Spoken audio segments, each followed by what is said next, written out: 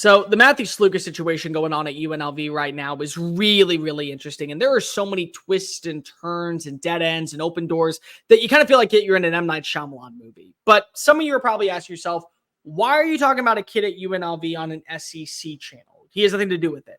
You're right, he doesn't. Right now, he has nothing to do with the situation that goes on in the Southeastern Conference.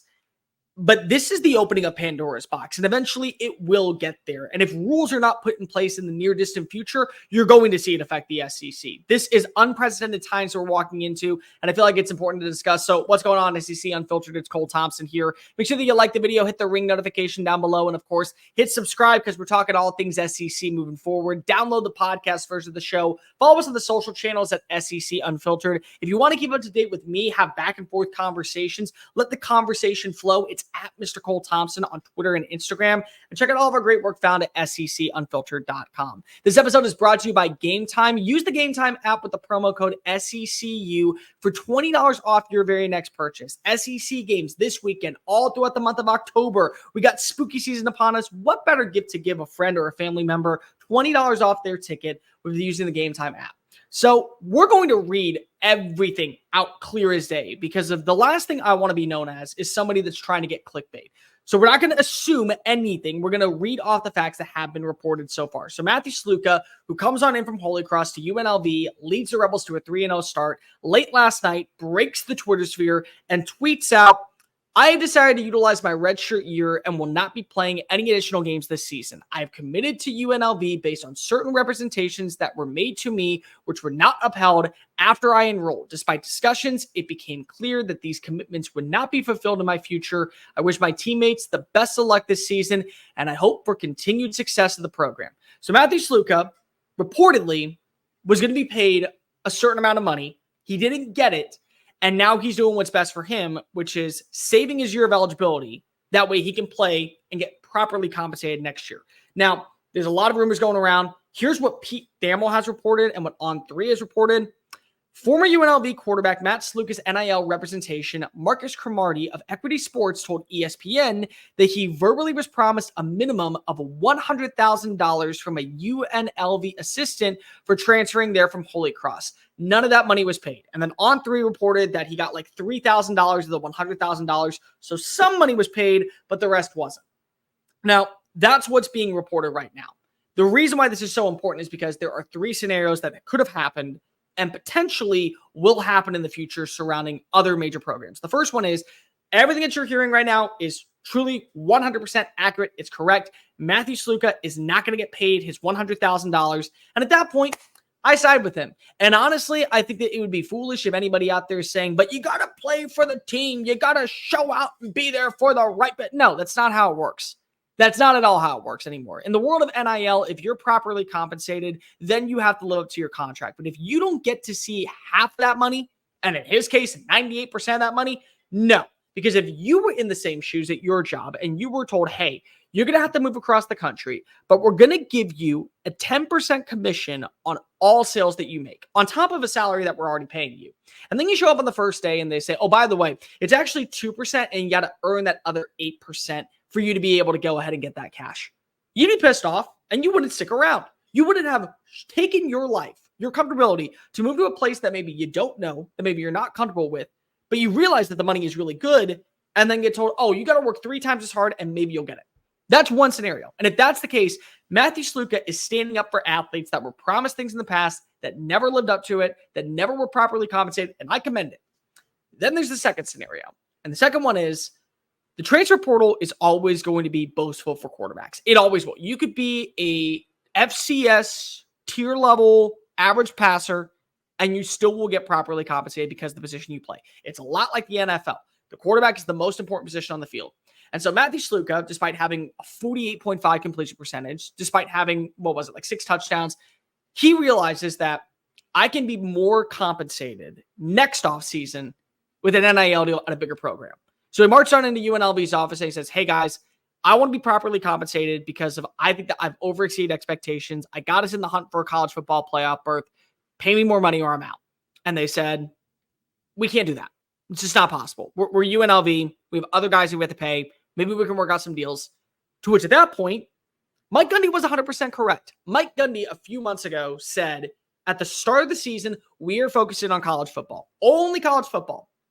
And if you want to go ahead and talk to your agent, go ahead and negotiate deals in the offseason. Tell your agent to stop calling us. Tell your mom to stop calling us. Tell grandpa to stop reaching out to us. We are not going to work out any NIL negotiation deals during the regular season. It's college football and only college football, to which I understand, because at this point, your focus is on winning a championship to get to that playoff, to get into that conversation about hoisting up a national title, to prove that you are one of the best in the sport. And you can't be dealing with the headaches in the basket case of, well, this is how much I actually owed. This is how much I should have. We're doing a contract holdout, and it's basically the NFL 2.0. That's why you hate this. And then there's the third scenario, which I highly doubt is not happening. But if it does, it's possible. A team reached out to Sluka during his bye week and said, hey, you are going to get properly compensated at a bigger program next year. You're not going to be an NFL quarterback. We all know this.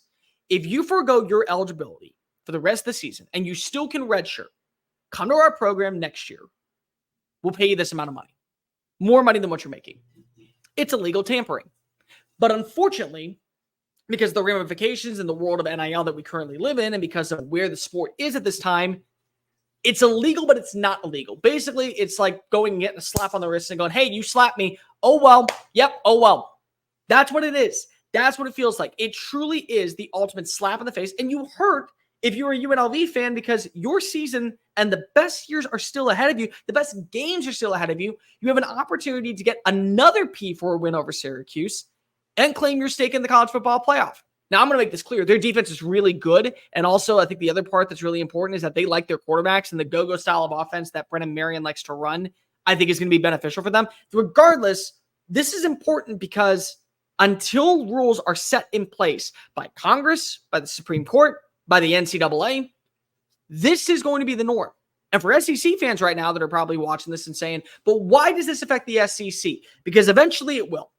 Because eventually what's going to happen is you have a kid like, let's just say DJ Lagway, who's played in 4 games, goes into this bye week, says, I'm not playing the rest of the year. And let's just say, for some random scenario, this is not facts, so don't report that this is facts.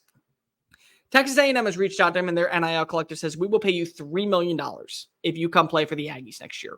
And he says, nope, I'm going to go ahead and forego this year. I appreciate it. I don't trust that Billy's going to be here long term. I'm out. Well, now you start caring a little bit, don't you? Now down the SEC, you start getting a little upset that was going on behind closed doors. The wool was pulled over your eyes. You not only lost your starting quarterback, or a quarterback that you believed was going to be a difference maker, but he also was going to a team in the SEC because they're willing to pay him more. And it's during the regular season. And by the way, you're preparing for UCF this week. You're preparing to try to set the ship in the right direction after a massive win over Mississippi State. What if that happened? You would be pretty pissed off. Welcome to the SEC, because if it's happened at the group of 5 level, it soon will happen in the conferences where it just means more. It's going to happen at some point. And so because there are no rules and regulations in point, because there is no actual processing about how this NIL deal could work, everything is up for grabs. Rule number 1, if you are a recruit that is going into the portal, or you are a recruit that has promised something similar to the Jaden Rashada situation, get it in fine print. Sign on the dotted line with multiple people attached to a program.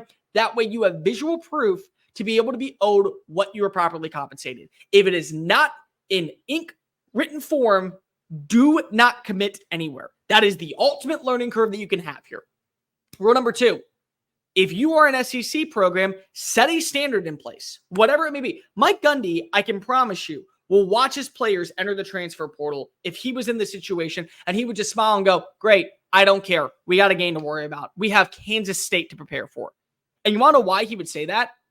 Because if he made it abundantly clear before the start of the season, I don't care what you have done. I don't care what your numbers look like. We will negotiate contracts with you in the offseason, because that is where these deals get done.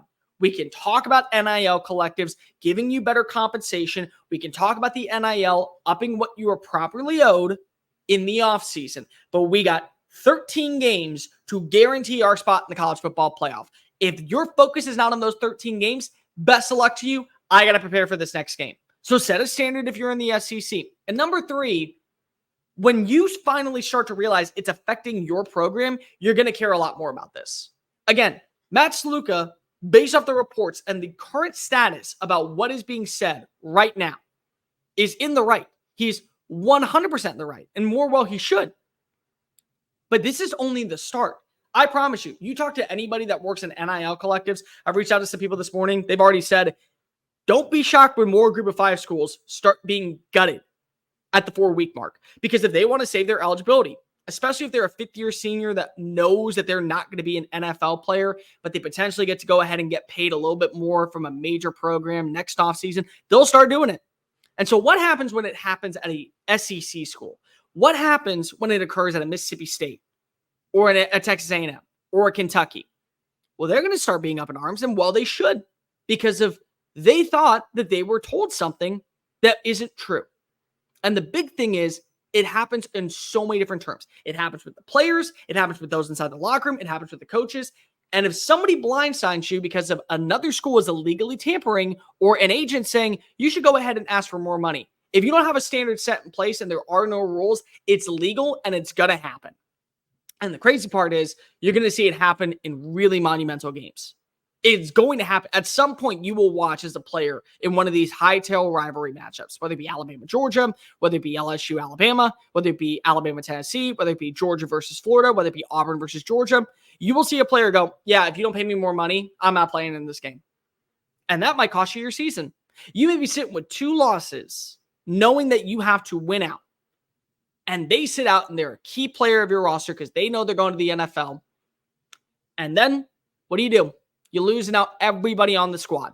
Now is not going to the playoff because he held out because there's no regulation in place. Matt Sluka and the situation that goes on is not good in the world of college football today. It's bad. And if you're a college football fan, you're freaking pissed. And well, you should be, because of not only was a kid promised something that didn't come true, but also he's affecting his entire team because the team let one person down. There's so many faults here. You can't just go ahead and say Sluka's not holding out his end of the bargain because that's not true. And you can't entirely blame UNLV if partially he wanted more money from the deal that he was currently offered. But you also can't say that UNLV didn't do its job, because if they truly did it, they didn't offer a damn thing to him when he was promised something that he didn't get. So you add all it together, there are so many faults here. But it's okay to happen because of currently in the status of college football right now, that's where we are. There is that fine line of what's legal, what's not, and what's just going to be swept under the rug. And there's a lot of programs that are playing that line like a fiddle. They are currently mastering it. And you hate this. And you should. But maybe this is the sign that we need. This is the domino effect, the ripple curve, the tide turning to why this is going to be the reason we get regulation in the sport. And it's needed. We've been preaching about it for 2 years now, that NIL needs to be properly relegated. It needs to be properly represented. It needs to have relegation and rules established for how it evolves. And it has gone to a deaf ear. It can't go to a deaf ear anymore. And the crazy part is, it probably will for a little while longer. And then watch as Greg Sankey see something happen in the SEC and is the forefront of all these conversations, because it's going to occur. And the second that does in the SEC, maybe this is where we actually finally get the start of promise moving forward. This sucks if you're a UNLV fan, but more importantly, this sucks because of it's legal and it's happening in the sport. And it might eventually start happening in the SEC. So there's not regulations in place. Be prepared to see this happen with your favorite squad and what it could mean to your future about being a college football playoff contender. Let me know in the comment section down below, what are your overall thoughts of the situation going on with Matt Sluka? Do you think that this is going to affect the SEC in the not-so-distant future? Like, rate, review, subscribe. Follow us on the social channels, TikTok, Facebook, Instagram, Twitter, at SEC Unfiltered. Follow me to keep the conversation going at Mr. Cole Thompson. And check out all of our great work found at SECUnfiltered.com. I'm Cole Thompson. Until next time, college football folks. Later.